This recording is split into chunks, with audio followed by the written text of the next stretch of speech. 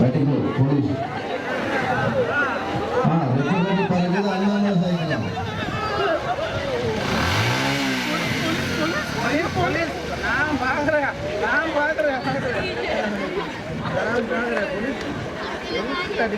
நீங்க முகத்தை காலையில தெரியுது தெரியுது என்ன பிரச்சனை என்ன நடந்தது தெரியும் அடிக்கடி முளசைகள் வருதான் ரோட்ல என்ன அடிக்கடி வந்தா ஏதாவது ரோட்டுக்கு வந்தாலே ஏதாச்சும் பிடிக்கிறது தான்